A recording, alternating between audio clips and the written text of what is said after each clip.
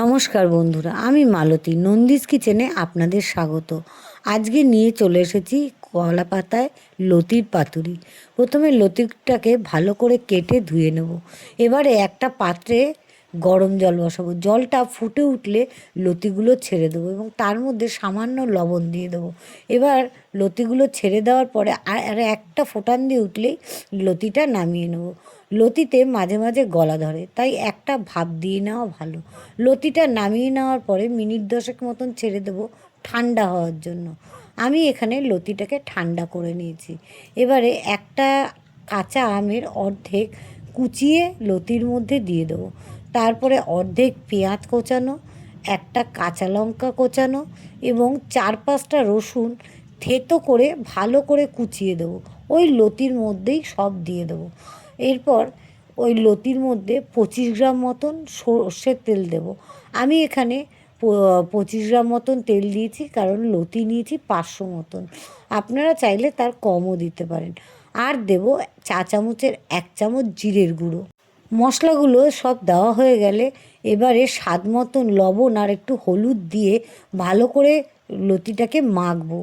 এটা মাখার কারণ পেঁয়াজের থেকে যে জলটা আছে পেঁয়াজের, সেটা যেন লবণ পড়ায় ছেড়ে যায়, তাতে লতিটা কলা পাতায় সিদ্ধ হবে সুন্দর। এবারে ভালো করে মেখে এটাকে মিনিট 10 মতন আমরা রেখে দেবো সাইডে ঢেকে। আমি এখানে ভালো করে মেখে নিচ্ছি, এরপরে সাইডে ঢেকে রেখে দেবো। তারপরে দুটো কলা পাতার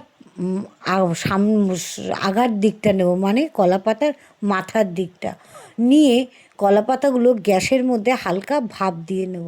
ভিডিওতে যেমন দেখিয়েছি তেমন করেই একটু হালকা ভাপ দিয়ে নেবেন, কারণ কলা পাতা ভাপ দিলে কলা পাতাটা নরম হয়ে যায়, তাতে পাতা ফাটার কোনো ভয় থাকে না।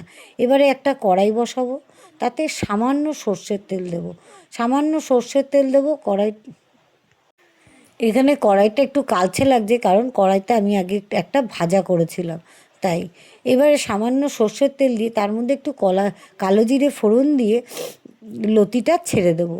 এখানে আমি সামান্য সর্ষের তেল দিয়ে লতিটা ছেড়েছি কেন, অনেক সময় দেখা যায় একটা কলা পাতার থেকে আরেকটা কলা পাতায় সবাই উল্টাতে পারে না, উল্টাতে গিয়ে কোনো একটা বিপদ ঘটিয়ে ফেলতে পারে। তাই আমি প্রথমে এই রান্নাটা সহজ করে দেখানোর জন্য কলা পাতায় আগে কড়াইতে দিয়েছি, পরে কলা পাতায় দিয়েছি। এবার যখন কড়াইতে হালকা করে ভাপ দিয়ে ঢেকে দিয়েছি, ঢেকে দেওয়ার পর মিনিট 3 পরে আমি আরেকটা কড়াইতে কলা পাতা দিয়েছি। কলা পাতা দিয়ে কলা পাতাগুলো যে নরম হয়ে গেছিলো, তার জন্য কলা পাতাগুলো বেশ কড়াইয়ের মধ্যে বসে যাবে। বসে গেলে এবার যে কড়াইতে আপনি আগে লতিটা ভাপ দিতে দিয়েছিলেন কালো জিরে ফোড়ন দিয়ে, সেটা উল্টে আরেকটা কড়াইতে ছেড়ে দেবেন। ছেড়ে দিয়ে ভালো করে একটু কলা পাতার মধ্যে হালকা করে নাড়া দিলেই কলা পাতার মধ্যে লতিটা ছড়িয়ে যাবে। এবারে কড়াইটা ঢেকে গ্যাসের ফ্লেমটা লো করে মিনিট 5-7 জন্য ছেড়ে দেবেন। তাহলেই রেডি আমাদের কলা পাতায় লতির পাতুরি। ভিডিওটা যদি আপনাদের ভালো লেগে থাকে তাহলে একটা লাইক, শেয়ার, কমেন্টস ও সাবস্ক্রাইব করে দেবেন। এটা গরম গরম ভাতের সাথে খেতে দারুণ লাগে। আপনারা একবার খেয়ে দেখবেন, দারুণ লাগবে।